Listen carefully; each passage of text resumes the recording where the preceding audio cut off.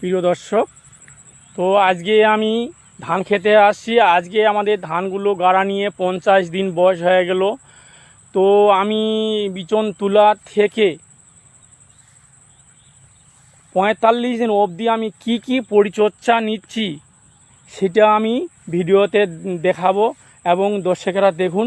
তো চলুন আমি এখন প্রথম থেকে বিচন তুলার থেকে আমি দেখাবো প্রিয় দর্শক।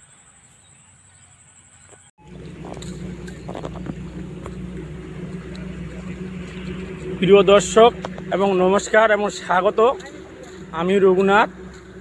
তো আজকে একটি ধান গাড়বো আজকে, যার জন্য একটু ভিডিও নিয়ে আসছি।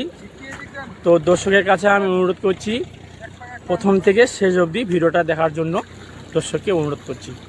প্রিয় দর্শক, তো আজকে আমি ধান গাড়তে আসি, দেখতে পাচ্ছেন মাঠে এই যে ধান গাড়ছি। তো আমি কি পরিচর্যা করছি এবং কি সার দেবো এবং কি দিয়ে কাদা করছি সেটা আমি ভিডিওতে দেখাবো প্রিয় দর্শক। তো এই যে সুবলা, এটা হচ্ছে পরশ 226 সুবলা, সেটাকে আমি বিঘায় 15 কেজি করে দেওয়া আছে 49 শতক মাটিতে। দেখতে পাচ্ছেন এই যে বস্তাটা পরশ 226 সুবলার বস্তা।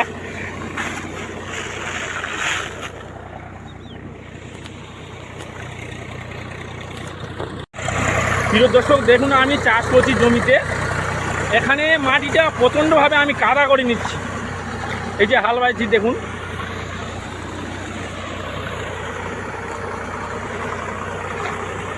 এটা দিয়ে এর আগে 2টা চাষ করা হয়েছে। এবারে আমি এটা দিয়ে একটা চাষ করে 2টা চাষ করছি, সেটা দিয়ে 4টা চাষ হচ্ছে। 4টা চাষ করে আমি কাদর দিচ্ছি।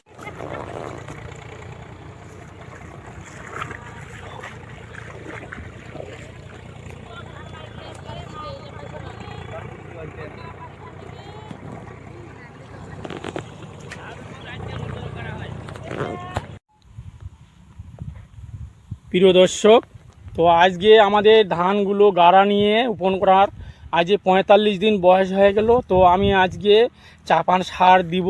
তো কি সার দিচ্ছি সেটা ভিডিওতে দেখাবো এবং দর্শকেরা দেখুন। প্রিয় দর্শক, আমি এই যে পোটাশ নিয়ে আসছি, এখানে আছে 50 কেজি পোটাশ। 50 কেজি পোটাশ যাচ্ছে এখানে। 25 কেজি আছে এখানে লাইট্রোজেন ইউরিয়া।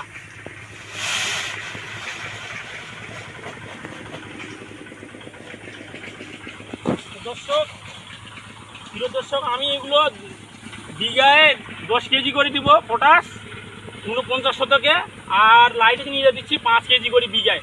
তো এখানে আমি 5 কেজি করে দিচ্ছি লাইট্রোজেন ইউরিয়া, 10 কেজি করে দিচ্ছি লাল পটাশ।